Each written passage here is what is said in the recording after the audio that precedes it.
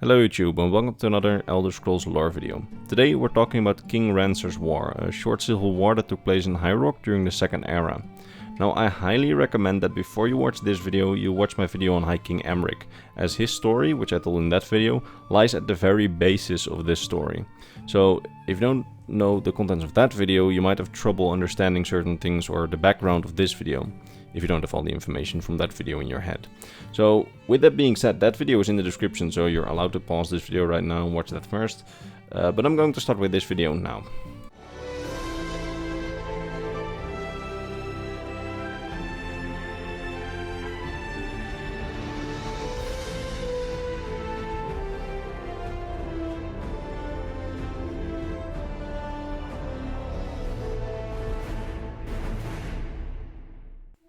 When Emeric of Cumberland ascended to the position of King of Wayrest and head of the then loose alliance called the Daggerfall Covenant, which was a loose union between the kingdoms of High Rock, eyes were quickly turned to who would become Emeric's wife. So far he hadn't taken a single maiden's hand. The choice for a spouse was far from easy, as being the most influential king of the Covenant, his marriage could make or break alliances, and it had the potential to cause for great turmoil. At first, all Emeric's advisors advised him to take the hand of Princess Raelle of Shornhelm, a beautiful maiden that would make a great queen and strengthen the alliance with Shornhelm, which was the kingdom of King Ranser, a strong and important ally in the north. So Emeric followed the counsel of his advisors and courted Princess Raelle once her father, King Ranser, had presented her hand to him. All seemed well and the couple seemed to be quite happy with the whole arrangement. That is, until Emeric, as head of the Daggerfall Covenant, made a political visit to the kingdom of Sentinel in Hammerfell and met Princess Maraya, the daughter of Sentinel's king, Farahajat. In Emeric's memoirs, he states that it was love on first sight for the two of them, and despite his courting of Princess Raelle, he then swore that none other than Princess Maraya would be his queen.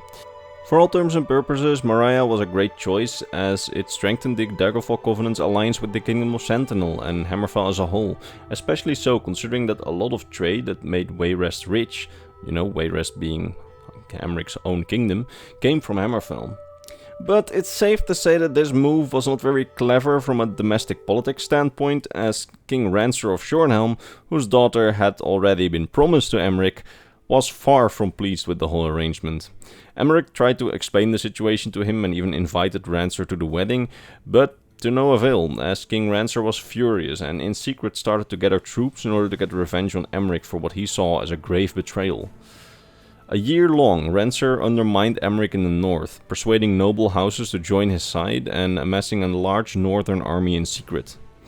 Then in the year 566 of the Second Era, a few years before the events of the Elder Scrolls Online, King Ranser launched a surprise attack on Wayrest without any formal declaration of war. In record speed he overran the kingdoms of Menevia and Alcair's defenses on the way to Wayrest, using his fast Old Gate Lancer cavalry to catch any messengers toward Wayrest so that Emeric had no idea of the oncoming attack. King Ranser then used his cavalry to mount a lightning-fast attack on Wayrest during a heavy rainstorm, rampaging through the city's outskirts and catching the garrison by complete surprise. The only thing that stood between Ranser's cavalry and the city of Wayrest was a really hastily gathered militia that stood in front of the gates while Ranser's lancers stormed it. This militia managed to hold back the lancers at the cost of many casualties on their side, but just as they were about to break, King Emeric himself charged towards the lancers of King Ranser with the guards of his palace and any able guard that he encountered along the way from his palace to the city gates. With the morale boost of the king's presence and well-equipped armored palace guards, they were able to hold off King Ranser's cavalry for almost an hour until the rainstorm changed into a thunderstorm and the horses of Ranser's cavalry panicked. This gave Wayrest's troops the full advantage and they were able to defeat the Lancers, sending them to fleeing into the rain. In-universe, military strategists wrote about this stand at the gates that if Emeric had not been able to hold the gates that day, the city would have been overrun in a matter of hours and his crown would have been lost and his head would probably be resting on a silver pike right now. But despite his defeat at the gates, King Ranser didn't give up. Several hours from the initial cavalry assault, his main army arrived on the scene. This army was well equipped with siege engines and laid siege to the ancient city, besieging it for several weeks.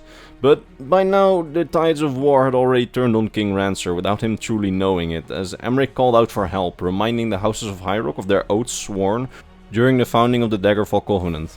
This caused several of King Ranser's loyal houses to withdraw their support for King Ranser, and caused the mighty kingdoms of Camlorn, Evermore and Daggerfall to mobilize their armies and come to their leader's aid. But not only from within the Daggerfall Covenant did Emeric receive help, he also received international help, as King Farahajat of Sentinel sent a fleet of battle-hardened veteran Red Guards to support the king, bolstering the garrison of Wayrest.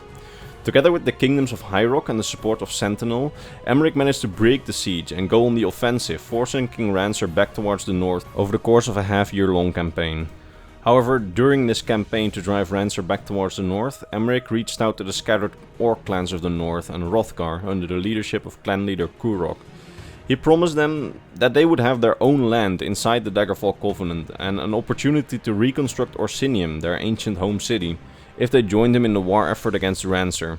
With the Kingdom of Shornhelm being especially hostile to orcs and their holdings over the past centuries, the orcs didn't really think twice, and before long Ranser would have a second front to worry about as the orcs swooped into his kingdom from the north as he was being pushed back by the Daggerfall Covenant on the south.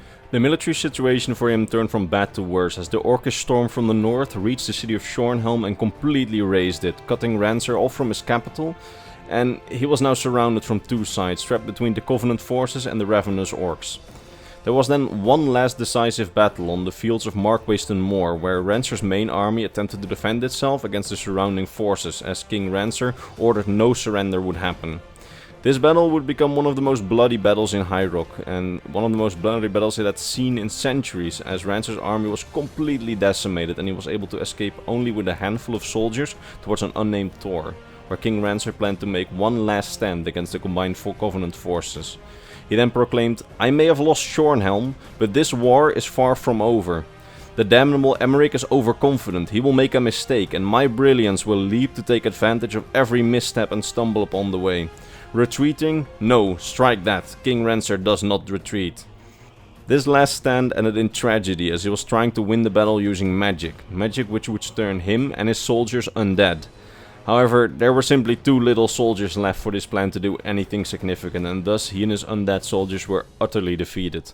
However, they are to this day bound to the Tor, and the day after the battle they rose again. And the Tor would come to be known as Traitor's Tor. You, as the player, during the Elder Scrolls Online, can lift the magic on the Tor and finish the war against Ranser once and for all, leaving the last few soldiers that he had to rest and him as well. But by then, his occupation of the ruin was no longer of any significance to the Covenant, as he was forgotten by basically everybody after this defeat, and, well, the Daggerfall Covenant came stronger out of the conflict as the Orcs of Hrothgar and the Kingdom of Sentinel now also joined the fray of this alliance. And that was the story of Ranser's War. I hope you enjoyed it. If you did, consider returning next time for the next Elder Scrolls lore videos. Also, as always, allow me to thank my top patrons, Mr. Bernardo Binda, Gabriel Binda and Mr. Christmas.